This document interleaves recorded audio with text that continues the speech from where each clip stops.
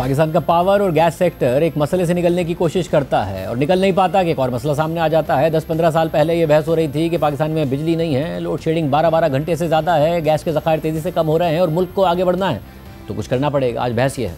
कि बिजली डिमांड से ज़्यादा है, LNG डिमांड से ज़्यादा है, मगर लोड शेडिंग भी है। 2013 में नून लीग की हुकूमत आई, पावर प्लांट्स लगाए, LNG के टर्मिनल्स लगाए, कतर ENI और गनवर से LNG खरीदने के तवील मुद्दती मुआहदे किए, मगर फिर सवाल ये था कि मज़ीद LNG टर्मिनल लगाए जाएं क्योंकि पाकिस्तान में गैस तेज़ी से कम हो रही है, डिमांड तेज़ी से बढ़ रही है। फिर PTI की गवर्नमेंट आई और उन्होंने कतर के साथ एक और LNG खरीदने का तवील मुद्दती मुआहदा किया, प्राइवेट सेक्टर के जरिए मज़ीद LNG टर्मिनल लगाने के दावे भी किए और उस वक्त मुस्तकबिल की एनर्जी डिमांड की प्रोजेक्शन भी यही थी। यानी सूरत हाल ये थी कि पाकिस्तान में गैस की कमी की वजह से बैनुल-अक़वामी स्पॉट मार्केट से इंतहाई महंगी LNG खरीदनी पड़ रही थी। नून लीग की हुकूमत ने कतर से 13.3% के रेट पर माहाना 5 कार्गोज खरीदने का मुआहदा किया था, तो PTI ने 10.2% के रेट पर माहाना मज़ीद 4 कार्गोज खरीदने का मुआहदा किया। और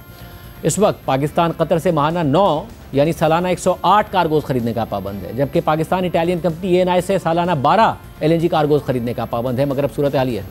कि चंद साल पहले तक पाकिस्तान को गैस की कमी का सामना था, आज गैस ज़्यादा हो गई है क्योंकि मुआशी सुस्त-रवी और डिमांड की कमी की वजह से पावर और गैस सेक्टर दोनों ही शदीद मसाइल का शिकार है। पाकिस्तान कतर और ENI दोनों से कह रहा है कि हमने मुआहदे तो कर लिए मगर गैस डिमांड कम होने की वजह से मुआहदे के मुताबिक LNG नहीं खरीद सकते। कतर से इस हवाले से मुज़ाकरात और जंग। और द न्यूज़ में खालिद मुस्तफ़ा की खबर के मुताबिक पाकिस्तान चाहता है कि 2026 में कतर 24 कार्गोज पाकिस्तान के बजाय इंटरनेशनल मार्केट में फ़रोख्त करे। खालिद मुस्तफ़ा की एक और खबर के मुताबिक पाकिस्तान इस साल पहले ही ENI के 11 कार्गोज को डाइवर्ट कर चुका है और 2025 से 2027 तक टोटल 32 कार्गोज डाइवर्ट करेगा जो ENI से खरीदने थे, क्योंकि मुल्क में गैस की डिमांड कम है और इस वजह से मुल्क की गैस ट्रांसमिशन पाइपलाइन शदीद दबाव में है। गैस पाइपलाइन में प्रेशर 5.21 बिलियन क्यूबिक फीट पर पहुंच चुका है, जबकि